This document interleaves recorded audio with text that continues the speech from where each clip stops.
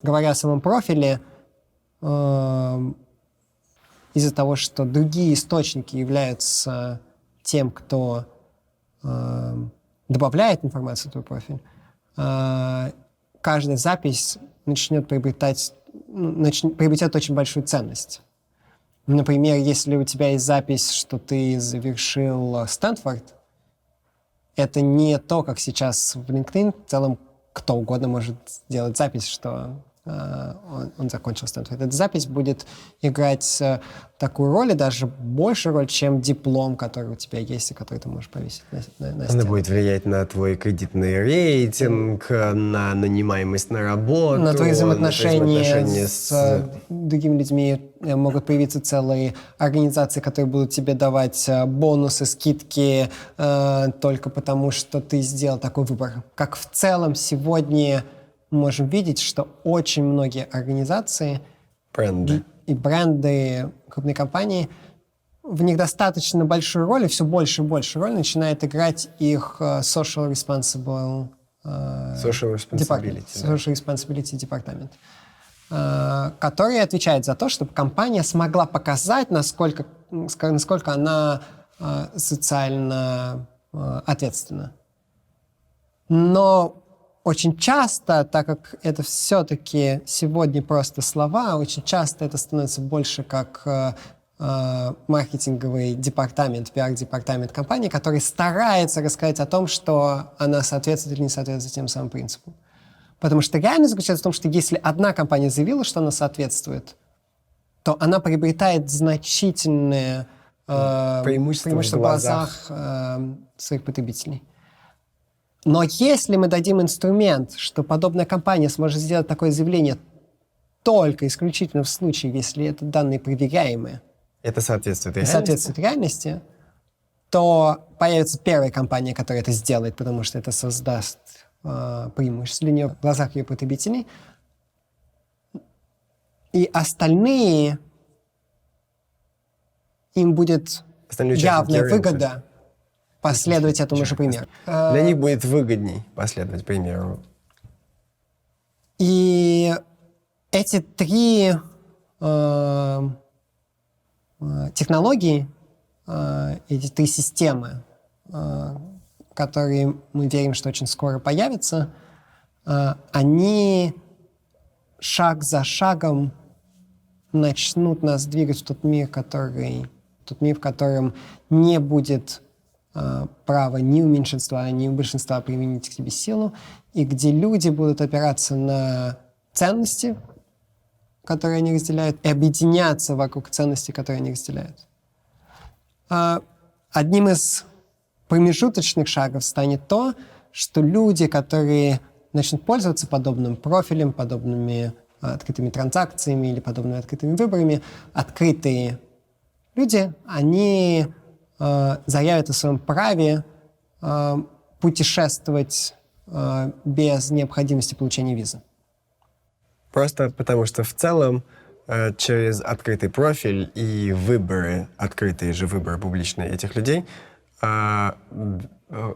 может быть, автоматически. Визовые центры, а на самом деле даже пограничники, смогут в автоматическом режиме определять, соответствуют ли эти люди критериям, по которым их и так впустили бы, и так дали бы им визу. Надо сказать, что с точки зрения Хартии прав человека и соответствующих международных документов, в целом развитые страны не могут просто так, без причины, не пустить тебя как туриста на свою территорию. Есть очень ограниченный список причин, реальных причин, по которым они могут тебя не пустить.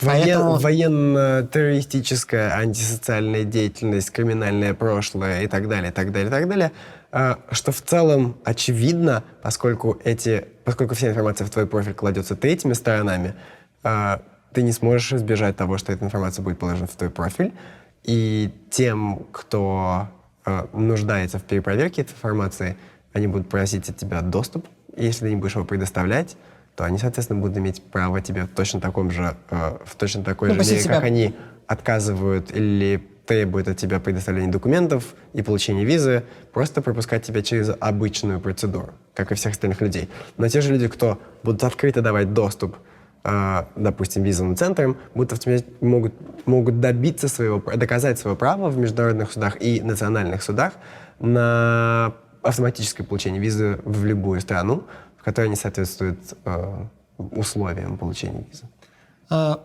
Более того, мы здесь уже можем заметить, что при появлении первой технологии сможет образоваться абсолютно никем не контролируемый распределенный паспорт человека. Потому что если твой профиль начинает содержать не только записи из университета, от работодателя, от других твоих знакомых, но, например, начинает содержать паспорт, который МВД послала в твой профиль, или права, которые Департамент транспорта послал в твой профиль. В этом Или случае налоговая посылает твои налоговые декларации в этот же профиль. То есть государственные же органы, окологосударственные организации, международные организации, другие государства, все они могут, в том числе по твоему запросу, в котором навряд ли они смогут тебе отказать, то есть могут пробовать поначалу, но в целом через суды можно будет доказать то, что ты имеешь право потребовать от них положить ту или иную информацию в твой профиль. Так, например, сегодня уже в Соединенных Штатах есть прям существующий API, по которому ты можешь запросить налоговую службу, отправить на определенный адрес твою налоговую декларацию. И понятно, что все она законы... будет подписана, соответственно, электронным ключом налоговой, и тем самым фактически налоговая подтвердит, что тот, кто сделал этот запрос, он и является владельцем этой декларации, и более того, вся информация, которая в ней содержится, это информация, проверенная налоговой службой, а, соответственно, проверенная одним из высочайших органов власти данной страны. И поскольку оно имеет уровень защищенности, уровень проверенности такой же, как имеют современные паспорта, дальше возникает возможность заявить, что этот профиль и есть место, в которое должна класса digital visa, да, digital твоя возможность пройти, путешествовать, пересекать границу. И очень интересно, что сегодня это может показаться, что может заставить государство это делать, зачем они вообще будут в этом участвовать. Но сегодня уже есть интересный пример. Например, есть пример белого паспорта. Это организация, которая смогла доказать в больше чем 130 странах мира, что... В смысле, ты имеешь право поставить эту визу не только в национальный паспорт, но и в паспорт выданной организации, которая тем или иным образом проверила твою личность. Эта организация появилась, в частности, как реакция того, что в Советском Союзе пытались регулировать то, кто может перемещаться в страну, за счет того, что не давали загранпаспорт, в который предполагалось, что только в него можно поставить визу. Они же доказали, что не нужно тебе иметь никакого паспорта какое-то национальное государство для того, чтобы Соединенные Штаты тебе поставили визу. Потому что если твою личность идентифицировали через другие достоверные документы, подтвержденные, может быть, даже тем самым правительством, которое не выдало тебе загранпаспорт, твоя личность подтверждена, все данные, которые требуются для того, чтобы выдать тебе визу, имеются, тогда зачем тебе нужен какой-то отдельный документ, в который эту визу ставить, когда ее можно поставить в другой документ? Более того, до этого момента мы упоминали только право путешествовать как туриста, в качестве туриста. Но благодаря тем же самым технологиям, которые мы упоминали, можно увидеть, что если сегодня запрет на работу для иностранцев существует как механизм защиты местного сообщества, граждан Соединенных Штатов от дешевого труда за границей, который возникает в связи с военными потрясениями, плохими экономическими и политическими системами, плохими выборами этих же самых людей. То есть создается защита, которой люди страны договорились, что мы предпочитаем труд друг друга. Однако уже исторически мы получили опыт, что запреты не работают. Вот когда ты запрещаешь и говоришь, никакие товары не могут въехать в мою страну, это сильно хуже для всего населения страны. Поэтому было выбрано более гибкое... Механизм. Был выбран более гибкий механизм Регуляция. в виде Таможенных пошлин.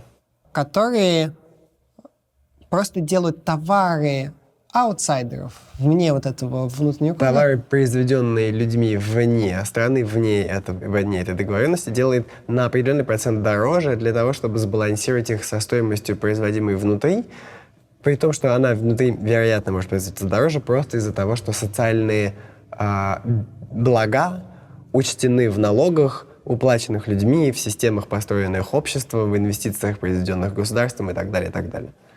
Но, как мы проводили пример с Brexit, очевидно, что нет никакой причины при наличии профиля, который мы упоминали, и при наличии других систем, нет никакой причины, почему я, как открытый человек, не могу сказать, окей, я приезжаю в Соединенные Штаты, я согласен с тем, что я товар, привезенный из-за границы, Импортируем. мой труд для всех должен Внутри стоить страны. на 20% дороже. То есть компания будет платить дополнительный 20% налог, который будет идти так же, как пошлины в копилку федерального бюджета.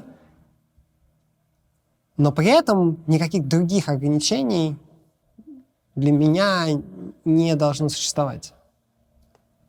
И тем более, если, например, я нахожусь за этой виртуальной границей, и Даня находится за этой виртуальной границей, То в целом между собой... наши взаимоотношения финансовые, даже несмотря на то, что они как будто происходят в рамках, в пределах этой страны, не должны облагаться этой пошлиной, потому что мы Это мы производим решаем между собой. трейд между собой, а находимся в целом виртуально вне этого государства. То есть мы как бы, если бы мы в России на друг друга работали, но просто при этом находимся на территории США. И да, мы уплачиваем на территории США все остальные налоги, которые мы обязаны уплачивать в случае, если мы находимся на территории США, но при этом пошлина, вот эта вот, которая заменяет импортный налог, импортную пошлину, она не возникает на наших взаимоотношениях. И это позволяет миру быть на порядок более гибким. Мы можем представить, что это будут целые большие объединения. То есть мы можем прийти в итоге к выводу и выбору, что, окей, мы готовы к такой гибкости, но мы не хотим, чтобы у каждого человека были свои правила, законы. Мы можем сначала сказать, хорошо, если у вас есть совокупность людей больше, чем 10, 20, 30 миллионов, 40 миллионов людей, то мы готовы с этой совокупностью людей взаимодействовать. Потому что сегодня существует национальное государство такого размера. И может так оказаться, что ты себя можешь ощущать миноритарием в стране, в которой ты живешь. Да? Что ты считаешь таких людей, как ты, разделяющих твоих принципов, что вы, что ты меньшинство в этом обществе. Может оказаться, что если в глобальный свет, люди данной культуры, данного представления, данных ценностей, данного представления о том, как должен меняться мир, какие должны поменяться правила на взаимодействии между людьми, как то, например, лицензия копирования и другие принципы взаимодействия с ней, в глобальном мире, даже если у вас все еще 10%, но это 10% это всего населения планеты, что больше, чем большинство стран мира. И это, опять же, это может развиваться шаг за шагом, потому что эти технологии, эти выборы, они могут существовать даже, когда очень маленькое количество людей их поддерживает. В целом, и сегодня мы делаем какие-то выборы, мы решаем, что мы хотим поддерживать товары, которые не создавались при помощи детского труда. Мы это делаем за счет того, что смотрим на товарах, что есть этот лейбл, который подтверждает это, и так далее. Сегодня и так есть движение в сторону того, что люди хотят соответствовать, они платят за продукты больше.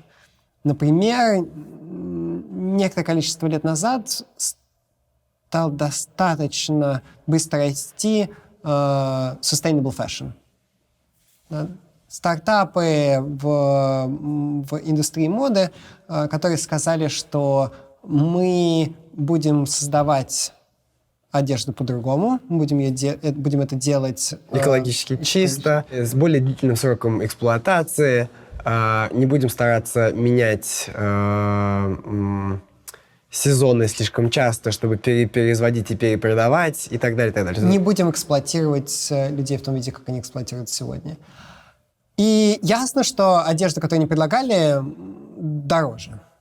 Потому что многие из этих заявлений, они просто они неминуемо приводят к тому, что продукт дороже. И несмотря на это движение начало быстро расти, и количество покупателей этой одежды начало быстро расти. Оказалось, что если ты делаешь это заявление о том, что ты sustainable, есть целая большая аудитория и очень платежеспособная, которая готова покупать этот товар.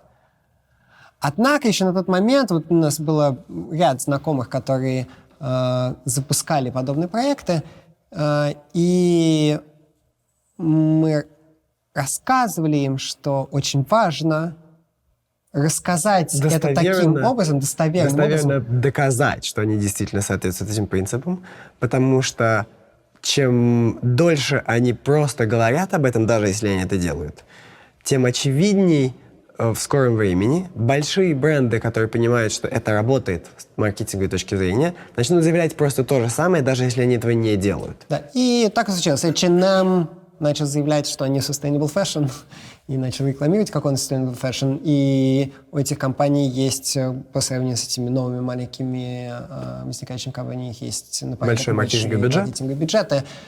И несмотря на то, что эти большие фэшн-компании, они очень не sustainable и не являются играют большую роль в дестабилизации полюшене, климата, полюшене в океане и в мире в целом. Они сделали это заявление. И это пример того, как, да, если у тебя будет возможность заявить какие-то вещи, которые люди разделяют, но у тебя будет возможность заявить это в виде, в котором это не сможет заявить другой, кто не разделяет эти ценности, это неминуемо создает для тебя преимущество в рынке с точки зрения потребителей, которые хотят потреблять подобный продукт, а также преимущество долгосрочное, потому что те, кто не соответствует этому, не смогут сделать подобное заявление. Наверное, наилучшим примером вероятности, в смысле возможности существования саморегулируемых систем является сегодня блокчейн и криптовалюта. Они показывают, что можно построить не центрально управляемую систему, которой можно доверять в рамках заданных функций и условий взаимодействия участников. Аналогичным образом можно представить и те системы, о которых мы говорим, в виде профиля, и открытых счетов и открытых выборов, позволяют создать автоматизированные системы, проверяющие достоверность и точность тех или иных данных, без необходимости существования регуляторов. То есть, например, если компания хочет заявить о некотором своем соответствии себя некоторым принципам, и, например, она хочет показать то, что ее цепочка производства соответствует этим принципам, например, компания сможет открыть свой счет перед некоторым алгоритмом. Причем этот алгоритм может быть open source, чтобы никто не мог в итоге дать взятку, как-то подделать эти данные, повлиять на эти данные. Есть алгоритм, все могут посмотреть код этого алгоритма, что этот алгоритм делает. Этот алгоритм, скорее всего, будет создан теми или иными или при поддержке тех или иных лидеров мнений, которые, в частности, будут создавать эти петиции, да, вот эти голоса, к которым будут присоединяться, не голоса, правильно сказать, эти выборы, к которым будет присоединяться все больше и больше людей. Все это будет существовать в большей мере, как сегодня существует open source, или как сегодня существует Википедия, и так же, как блокчейн сегодня строятся смарт-контракты, которые зачастую это как раз открытый для всех алгоритм. Подобные же смарт-контракты могут существовать для того, чтобы проверить полную цепочку подрядчиков и всех партнеров, бренда, с которым ты взаимодействуешь, для того, чтобы понять, соответствует ли их деятельность тем ценностям, которые ты поддерживаешь, общество поддерживает, люди, сделавшие этот выбор, открытый, поддерживают. И можно задать вопрос, что если один из элементов этой цепочки или все не захотят открываться, не захотят даже открываться этому алгоритму. В этом случае система к ним будет относиться как к тем, кто не захотел открываться. Как к тем, кто не захотел открываться, и она будет их оценивать, например, как статистическую единицу, или даже более негативно, чем статистически, что можно ожидать. Есть очень хороший пример, что вот в Москве, в России В определенный период времени исторически сложилось, что все платили за воду. Общими средними цифрами, деленными на квадратный метр, и количество людей, проживающих внутри квартир по прописке. Не по факту того, сколько реально потребляется воды. Потому что не было возможности измерить. Не было датчиков, а датчики ставить было дорого, и поэтому в какой-то момент московское правительство ввело довольно интересный эксперимент-метод. Они предложили людям самостоятельно установить эти счетчики за свой счет. И те люди, кто поняли, что они потребляют в значительной степени сильно меньше, чем им выставляется счет усредненный, они пересчитали и поняли, что для них поставить эти счетчики выгоднее, финансово выгоднее. И какая-то маленькая доля этих людей поставила этот датчик, допустим, 10%, после чего средняя сумма по всем остальным 90% жителей изменилась в сторону возрастания, потому что те, кто потребляли меньше всего, поставили счетчики и доказали, что они потребляют меньше всего. И были исключены из этого расчета среднего. Из среднего расчета были исключены и стали платить меньше. Соответственно, в верхушке из 90%, тем, кто теперь стал платить больше остальных, непропорционально больше остальных относительно того, сколько они реально потребляют, против того, какое у них количество метров и жильцов, пересчитали и поняли, что теперь и для них тоже стало выгодно поставить счетчики, потому что иначе все стало дороже. Они ставят счетчики, после них ставят следующие счетчики. И так постепенно все пришло, что в некоторых домах и в некоторых районах дома были полностью... во всех квартирах были установлены счетчики, потому что даже тем, кто оказался самыми малоплатящими, при том, что потребляли больше всех, в итоге... их стоимость для них этой услуги, она как раз приблизилась к реальной. И дальше оказалось, что многие из них, у них были утечки, плохая вода, плохие трубы, что на самом деле они воду не потребляли, они просто ее теряли, эту воду. Им стало выгодно изменить ситуацию. И оказалось, что, может быть, они даже все равно, тем не менее, платят больше по формуле, чем платили бы по счетчику. Если маленькое количество людей начинает применять те или иные правильно рассчитанные выборы к своей жизни и к своим финансовым отношениям, и это начинает влиять и на других людей в том числе.